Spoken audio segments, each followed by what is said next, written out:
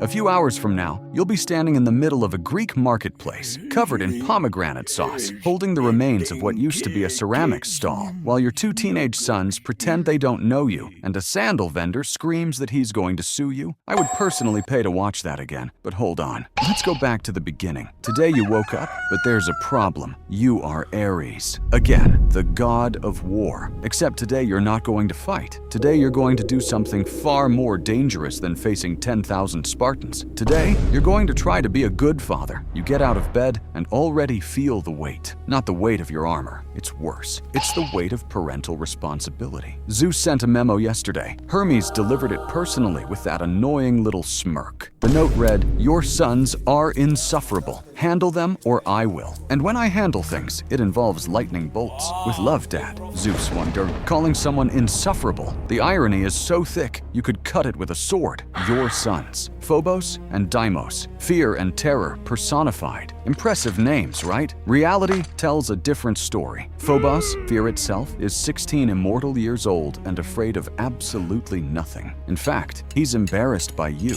And Deimos, terror, is 14, and the only terror he causes is to your nerve endings. Both of them live with Aphrodite. She's the cool mom, the fun mom, the mom who never yells. You're the dad who shows up covered in blood and asks, "How was school?" with an axe in his hand. I, as your narrator, must note, this day is going to be a disaster, but the specific kind of disaster will still surprise you. Hold on to that information. You put on your best tunic, the one without blood stains. You spend 5 minutes searching and discover no such tunic exists. You grab the least stained one and head out. The plan is simple. Pick up the boys from Aphrodite's chambers. Spend the day with them. Bond. Show that you're more than a brute who solves everything with violence. How hard can it be? You arrive at Aphrodite's chambers. She opens the door and looks you up and down with that smile that means, "I know this is going to go wrong, but I'll let it happen because it's entertaining." "They're inside," she says. "Good luck." The goddess of love wishing you good luck. That's never a good sign. You walk in. Phobos is draped across a golden armchair, arms crossed, wearing the universal expression of a teenager who would rather be anywhere else. Deimos is in the corner, making noise on a musical instrument you've never seen before.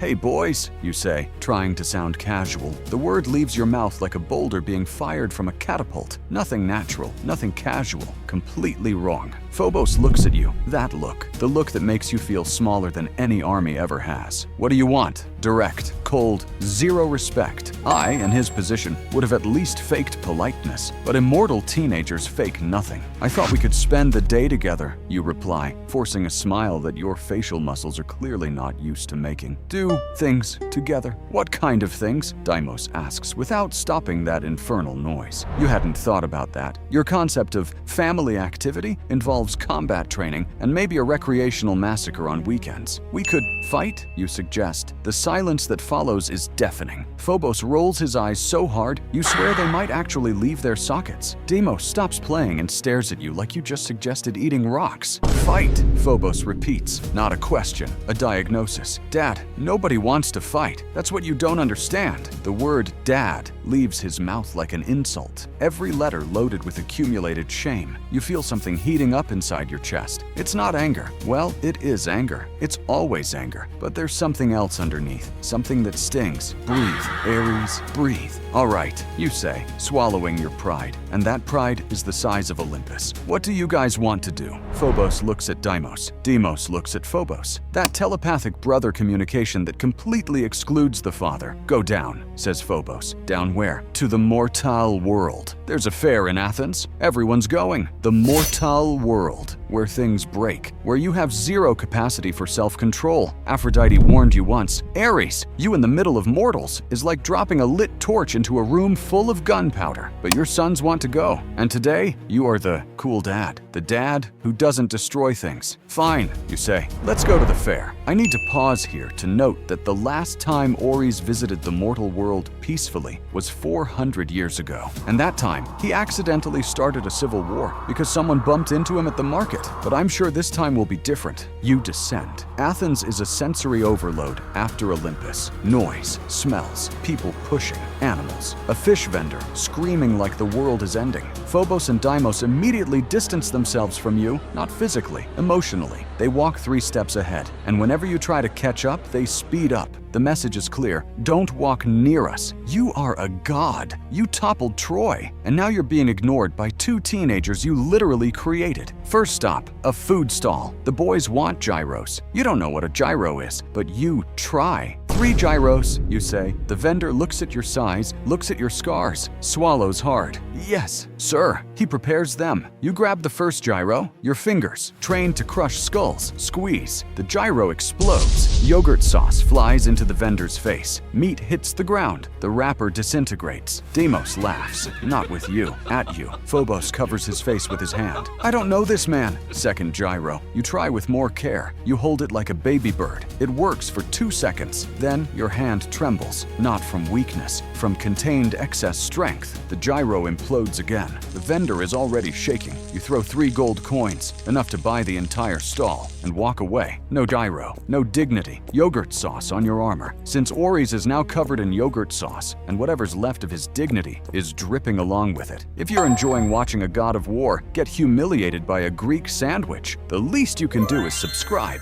Hit the button down below. Because trust me, this is just getting started. Next stop, the craft fair. Deimos wants to see musical instruments. Phobos wants to see books. Your son, heir to the god of war, wants to see books. You breathe deeply. You try to show interest. What's that book? You ask, pointing at a scroll. Socrates' philosophy. Phobos answers without looking at you. And what's it good for? Phobos finally looks at you in the eyes. For thinking, Dad, something you might want to try someday. The silence that follows is nuclear. Deimos makes a yikes face. The bookseller suddenly urgently needs to organize inventory in the back. You feel the rage rising, hot, red, pulsing. Your hands clench. The ground beneath your feet cracks. Breathe, Ares. He's your son. You cannot punch your son. You cannot punch your son. You cannot. Fine, you say through gritted teeth. Buy the book. You step away before you destroy something. You head to the ceramics stall, looking at painted vases, trying to calm down. One vase has a battle scene. You look closely. It's you. The artist depicted you as a 3-meter monster with flames in your eyes. This should make you proud. But all you think is, my sons prefer philosophy to this. And then it happens. The thing I mentioned at the very beginning. A sandal vendor, short, bald, bumps into you. He doesn't know you're Ares. He just sees a big guy in the way. Get out of the way, you brute! He shouts. Something inside you snaps. All the accumulated rage of the entire day. The shame, the gyros, the look of contempt from your sons. Everything. You turn. Your eyes glow red. The ground trembles. Your hand, by reflex, grabs the ceramic stall nearby. The entire stall. You crush it like aluminum foil. Ceramics explode into 1,000 pieces. Pomegranate sauce from an adjacent stall flies in every direction. You are covered in red. Mortals run screaming. A goat escapes and starts knocking everything over across the fair. And when the dust settles, you look around and see your 2 sons standing, looking at you. Not with fear, not with anger, with disappointment. That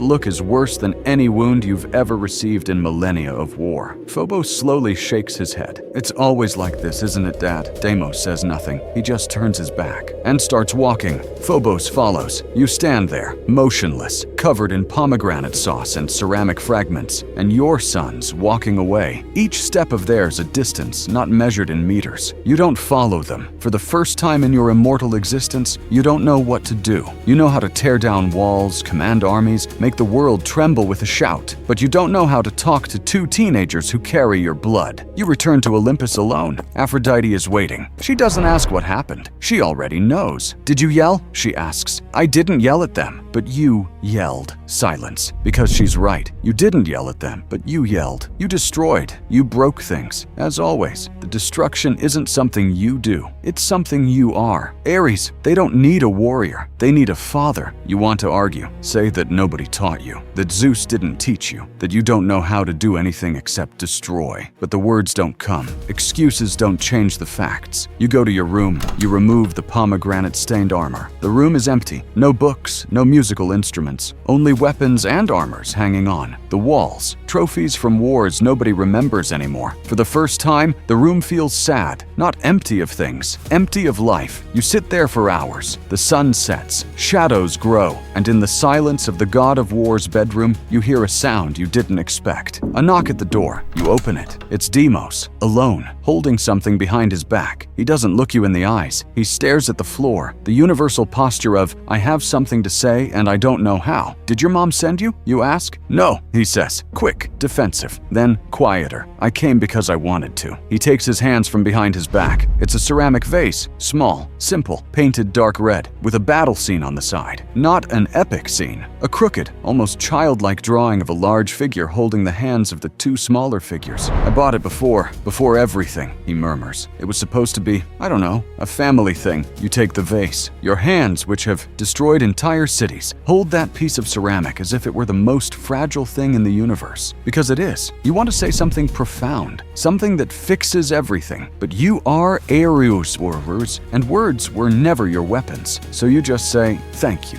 Deimos shrugs. Whatever. He turns and walks away, but before he disappears around the corner, you could swear you see the edge of a smile. You close the door. You place the vase on the bedside table. Among the swords and shields, that little red vase looks ridiculous, out of place, absurd, but it's the most valuable thing you've ever received in your entire immortal existence. You lie down. For the first time in centuries, your mind doesn't think about battles. It thinks about that crooked drawing, the large figure, the small figures, the hands held together. You fall asleep holding the vase against your chest. I, your raccoon narrator, watch you sleep, and for the first time you seem calm, not at peace. Ares will never be at peace, but calm. Today's lesson? Ares can destroy anything in the universe, any army, any city, any monster, but the only thing he truly needs to learn to build is a ceramic vase. And I don't mean the object. And tomorrow, someone will wake up at the bottom of a place where light doesn't reach. Someone who controls something that even the gods avoid mentioning by name. And that someone is smiling. That's never a good sign. Sleep well, Ares. The vases that matter can't be fixed with force.